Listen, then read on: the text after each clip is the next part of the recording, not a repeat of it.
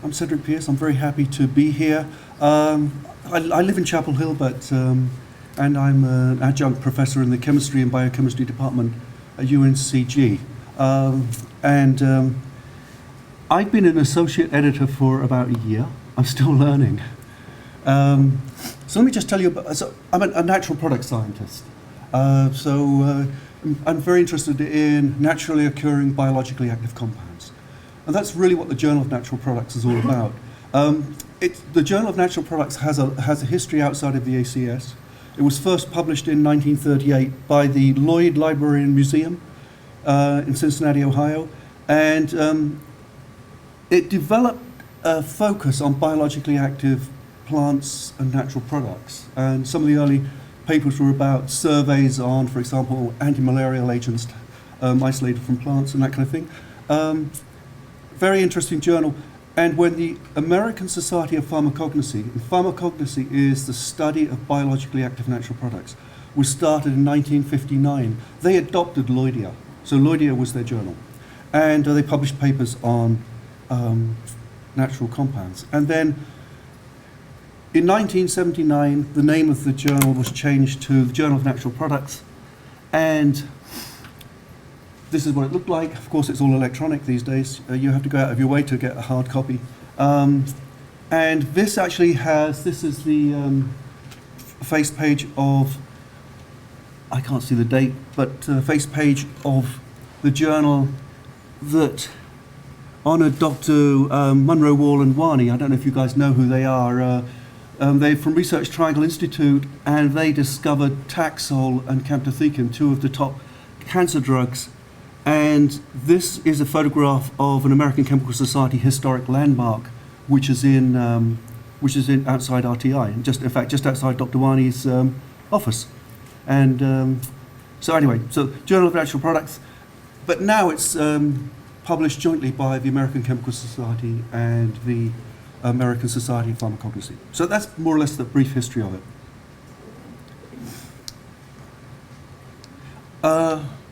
So why am I, actually I say an editor, an associate editor, and Royce introduced it very nicely.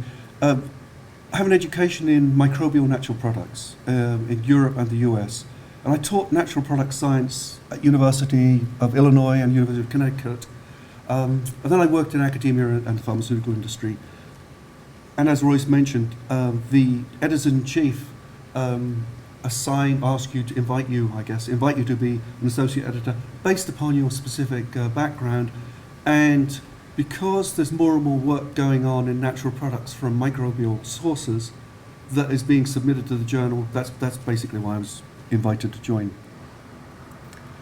So the editor-in-chief is Doug Kinghorn at the Ohio State University, and there are 4 associate editors, and Doug does exactly the same job that Royce was explaining. He gets manuscripts sent to him, and he reads them.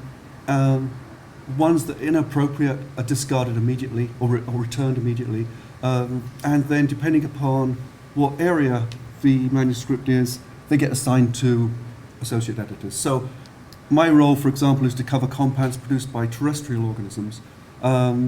Phil Proteau, he covers compounds produced by marine organisms. So, and then somebody else works on plants and that kind of thing. And just to give you an example of the kind of things that are produced by terrestrial organisms, penicillin, for example, is a product from a terrestrial organism. The statins, the whole history of the statins started with terrestrial microorganisms. And cyclosporin, of course, which is used for used in organ transplant to suppress immune systems. And then recently, this compound fingolimod, which is based on a compound from an Escherichia, was approved it's the first orally active MS drug, and it was approved, I think, November of last year. So even though this has got a long history, this area, it's still people working on it. So certainly I do. Okay. A little bit about manuscript submissions. This is how the journal is growing, and of course that's one of the reasons why I was invited to join, because this is a huge amount of work for just 3 associate editors. So I roughly look at I don't know, 4 manuscripts a week. And I have an assistant that's paid by the American Society for Pharmacognosy. And also, I think the important thing about the journal is that the quality is improving. That's one of our roles, is to try to improve the quality. We get many more submissions than we can publish, and so we actually reject manuscripts which are very good, and we simply don't have the space to publish them. And you can see there's the impact factor has gone up, and it's approaching 3. And what that's an indication of the quality of the papers and how they're seen in the community. Well, I didn't really know what to put down here, but typical process for you guys, I know you're not all natural product scientists. Select a journal where which is most appropriate for your area. This will be my advice, obviously. And each journal has its own style. So, Journal of Antibiotics, for example, the reference style is completely different from the Journal of Natural Products. So, and that's typical. And so you need to read the author instructions and follow the guidelines. And not everybody does, frankly. And so it's not irreversible. You know, these days with email, it's quite easy to send a manuscript back and say, please, can you change that so it's an appropriate style. Doug Kinghorn looks at all the papers, and he sends me manuscripts which deal with fungal and bacterial products. And then I have a list of, even though I've only been doing it a year, I have a list of really good reviewers that I use and / abuse, because I keep, you know, it's a lot of work, as you know, to go through a paper carefully, line by line, and critique it. So we typically ask people to suggest reviewers, and that's an easy way to get going. But also we have, as I said, identified some people who do a really good job, and a couple of people I know will actually go through the manuscript and mark it up for me even, so they'll send me a marked up version. So it saves me having to mark it up. And the role of the peer is to critically evaluate the science and suitability of the manuscript for publication. Although at the end of the day, it's the associate editor, we have the power to accept or reject the manuscript. And so obviously we take that very, very seriously. So when a manuscript is assigned to me as an associate editor, I stay with that manuscript right up until when it gets published in the journal. And I take care of it. It doesn't go back to the editor-in-chief at all.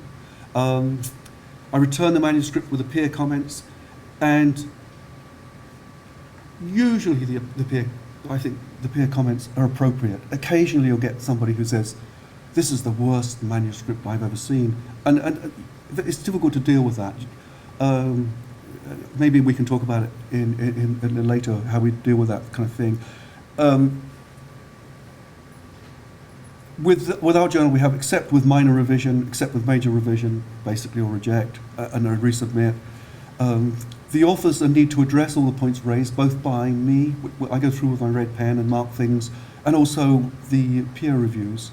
And the idea is to rapidly do this as quickly as possible. So it's really frustrating when somebody agrees to review a manuscript and then they take 3 months to review it. And we try to keep on top of all that. And if somebody is, so we bug them. In fact, they're bugged automatically. The ACS has set up the automatic bugging system, whereas if somebody doesn't return their review quickly enough, the system bugs them about it. So it's cool. So I don't even have to write a rude letter.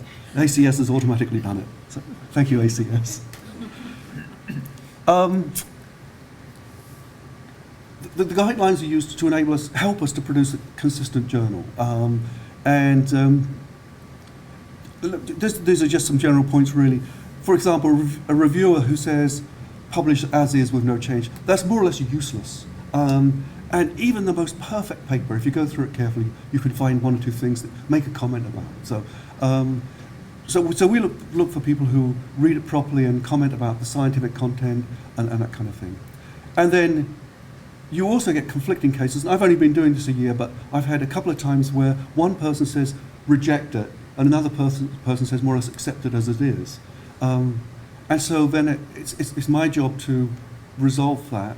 And I've done it independently and also used other reviewers. Because again, you want to have a fair decision, and I think that's very important. Yeah, authors have a choice. In fact, I just booked up a journal over there. That space over there is from a natural products journal, not the Journal of Natural Products, I might add, but because there are other journals who publish our material, and the same with all aspects of chemistry. There are multiple places. So we try to give a fair and quick decision. And I think that's it. Okay, that's it. Thanks. Thanks for listening.